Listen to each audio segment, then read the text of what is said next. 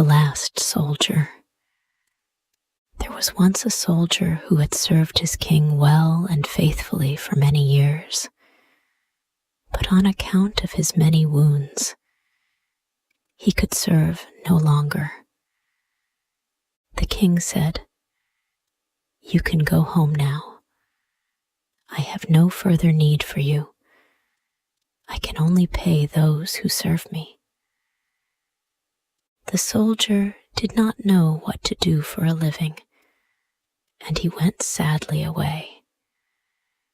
He walked all day till he reached a wood where, in the distance, he saw a light. On approaching it, he found a house inhabited by a witch. "Pray, give me shelter for the night and something to eat and drink," he said, "or I shall perish." "Oh ho," she said, "who gives anything to a runaway soldier, I should like to know. But I will be merciful and take you in if you will do something for me." "What is it?" asked the soldier. "I want you to dig up my garden tomorrow." The soldier agreed to this, and next day he worked as hard as he could, but he could not finish before evening. "I see," said the witch, "that you can do no more this evening.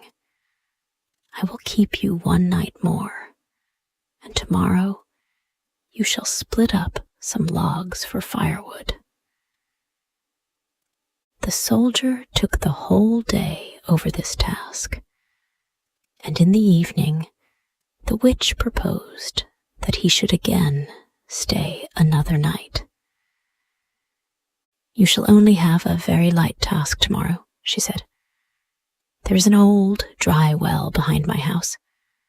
My light, which burns blue and never goes out, has fallen into it, and I want you to bring it back." Next day, the witch led him to the well and let him down in a basket. He found the light and made a sign to be pulled up, but when he was near the top, the witch put out her hand and wanted to take it from him. But he, seeing her evil designs, said, "No, I will not give you the light till I have both feet safe on dry land again." The witch flew into a passion, let him fall back into the well again, and went away. The poor soldier fell onto the damp ground without taking any harm, and the blue light burnt as brightly as ever. But what was the good of that? He saw that he could not escape death. He sat for some time, feeling very sad. Then, happening to put his hand into his pocket, he found his pipe still half full. "This will be my last pleasure," he thought, as he lighted it at the blue light and began to smoke. When the cloud of smoke he made cleared off a little, a tiny black man appeared before him and asked, "What orders, master?" "What do you mean?" the soldier asked in amazement. "I must do anything that you command," said the little man. "Oh, if that is so," said the soldier, "get me out of this well first." The little man took him by the hand and led him through an underground passage. But the soldier did not forget to take the blue light with him. On the way, he showed the soldier all the treasures the witch had amassed there, and he took as much gold as he could carry. When they reached the top, he said to the little man,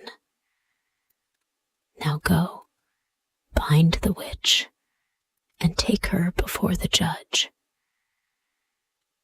Before long, she came by riding at a furious pace on a tomcat and screaming at the top of her voice.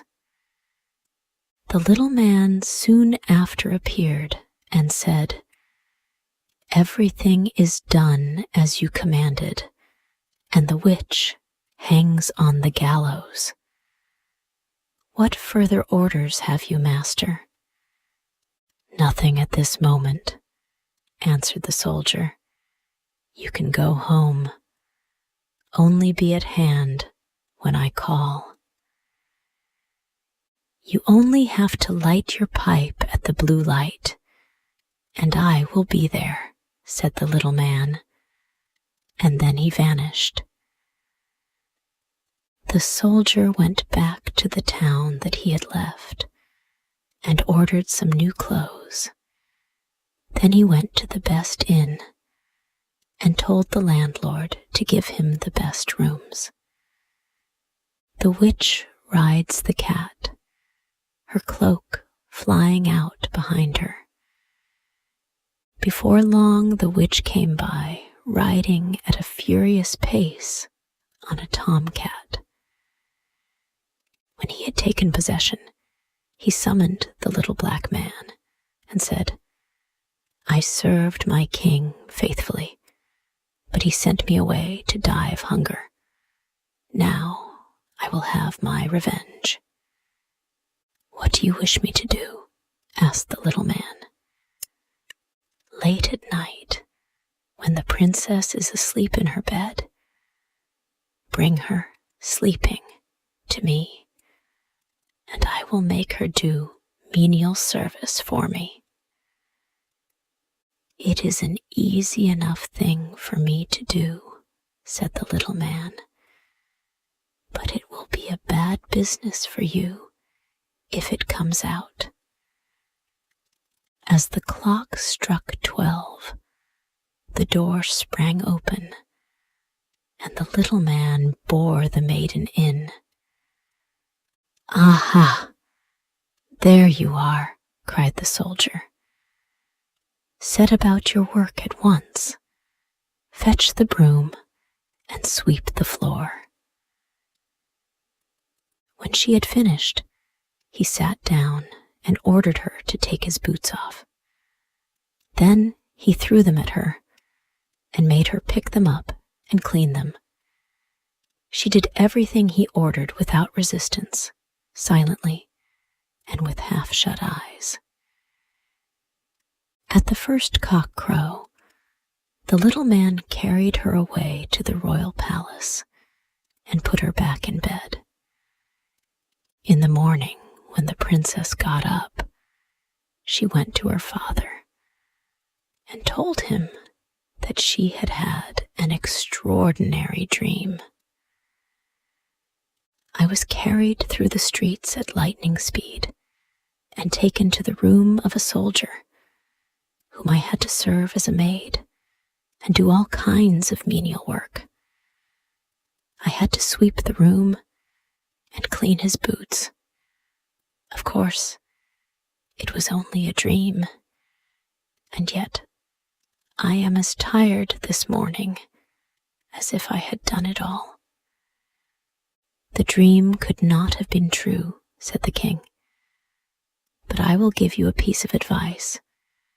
Fill your pocket with peas and cut a little hole in it. Then if you are carried away again, they will drop out and leave a track on the road." When the king said this, the little man was standing by, invisible, and heard it all. At night, when he again carried off the princess, the peas certainly fell out of her pocket, but they were useless to trace her by, for the cunning little man had scattered peas all over the streets. Again, the princess had to perform her menial duties till cockcrow. The next morning, the king sent out people who were to find the track, but they were unable to do so because in every street the poor children were picking up peas and saying, "It must have rained peas in the night." "We must devise a better plan," said the king. "Keep your shoes on when you go to bed, and before you come away from the place where you are taken, hide one of them. I shall be sure to find it." The little man heard this plan also, and when the soldier told him to bring the princess again, he advised him to put it off. He said he knew no further means against their craftiness, and if the shoe were found, it would be very dangerous for his master. "Do what I tell you," answered the soldier. And for the third time, the princess was brought and made to work like a servant. But before leaving, she hid one of her shoes under the bed. Next morning, the king ordered the whole town to be searched for his daughter's shoe, and it was soon found in the soldier's room. He himself, at the request of the little man, had gone outside the gates, but before long he was seized and thrown into prison. In his flight, he had forgotten his greatest treasures, the blue light and his gold. He had but 1 ducat in his pocket. As he stood at his window in the prison, loaded with chains, he saw one of his comrades going by. He tapped on the pane and said, "Be so good as to fetch me the little bundle I left behind at the inn, and I will give you a ducat." His comrade hurried off and brought him the bundle. As soon as the soldier was alone, he lighted his pipe and summoned the little man. "Don't be afraid," he said to his master. "Go where they take you, and let what will happen. Only take the blue light with you." Next day, a trial was held, and although the soldier had done no harm, the judge sentenced him to death. When he was led out to execution, he asked a last favor of the king. "What is your wish?" asked the king. "That I may smoke a last pipe." "You may smoke 3, answered the king. "But don't imagine that I will therefore grant you your life." Then the soldier drew out his pipe and lighted it at the blue light. As soon as a few rings of smoke arose, the little man appeared with a little cudgel in his hand and said, "What is my master's command?" "Strike the false judge and his minions to the ground, and do not spare the king either for all his cruelty to me." Then the little man flew about like lightning, zigzag, hither and thither, and whomever he touched with his cudgel fell to the ground and dared not move. The king was now seized with alarm, and begging on his knees that his life might be spared, he rendered up his kingdom and gave his daughter to the soldier to be his wife.